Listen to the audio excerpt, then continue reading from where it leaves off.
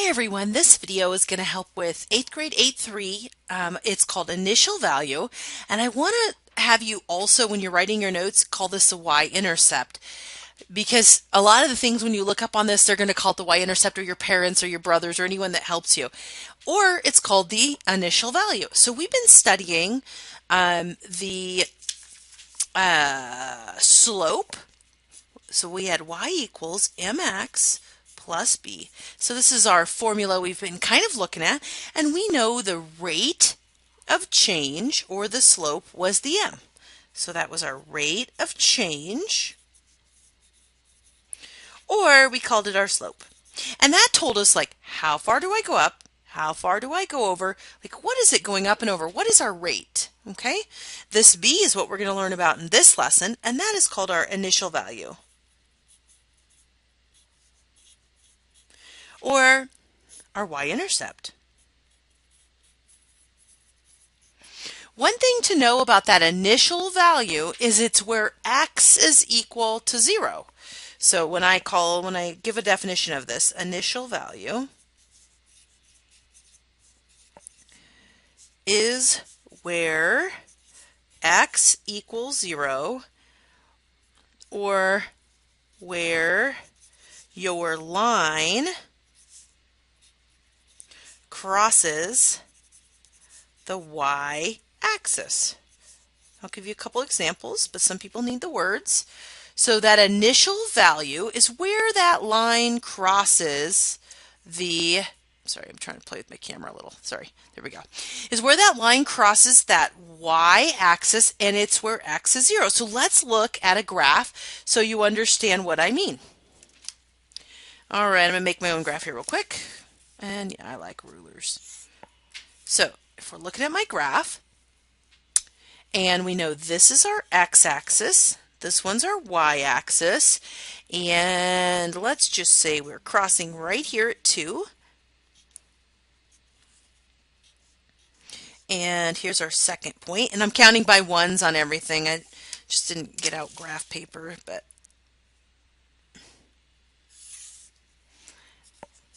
all right, so here's my line, right? So I'm saying, well, what's that initial value? We know we've been looking at that rate where I go up 1 over 3. So I know the slope, or the m, is up 1 over 3, or 1/3. But here's the thing. All of ours have started at 0, 0, and now it's not.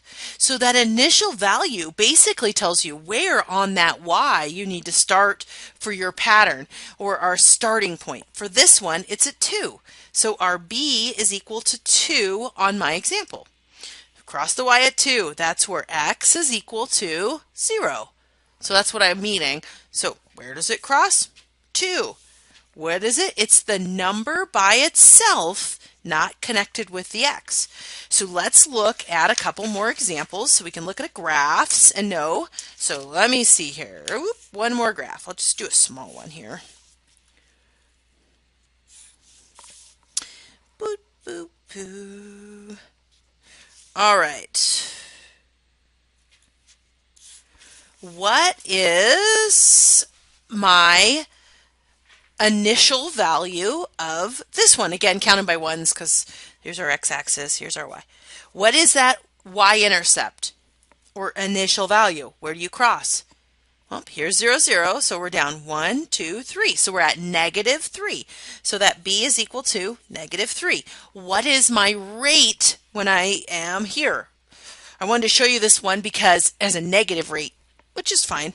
We know from one point to the next, we either have 2 points labeled, or you look for exactly where it crosses on the corner, so you have an exact spot. So we're going to go up 1, 2, 3. So our m so far is up 3. That's our rise. But look, when we ran negative, or to the left 2. So that's a -2. So if you're going up and then to the left, I think that'll look wrong on you, so I won't use my fingers. If I go up and to the left, that's negative, or it's decreasing, right? It's going down to the right. If it's a positive slope, it's going up to the right. So there's a negative rate. We could write the equation of this line. We know the rate, we know where it starts. The equation would be y equals 3 over negative 2x. And yes, you could move that negative to the front or the top, and it would still be the same thing. Minus 3. That's the equation of this line. Initial value, or excuse me, slope, initial value. Right, so I think this is my third example. What if I have y equals negative 1/2 x plus 4? What is my initial value? 4. Okay. And what if I have y equals, oh, I don't know, negative 2 minus x? What is my initial value? Well, the x is written in the wrong spot, so this has still got the slope connected. So the initial value is the number that's not connected to the x. So on this one, the initial value, or the b, is negative 2. Okay, what would be the slope on this one? Math people are lazy, so in front of the x, when I don't have anything, it's a 1. So my m on this one is negative 1, because there's a minus or a negative in front. Okay, what if I have this?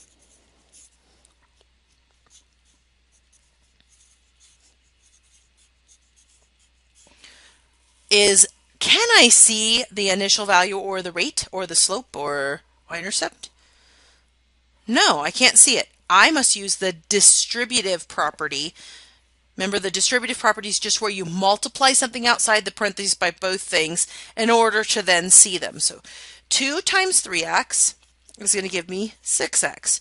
2 times negative 1 is minus 2. Now I can say, okay, the initial value is negative 2, the rate is 6.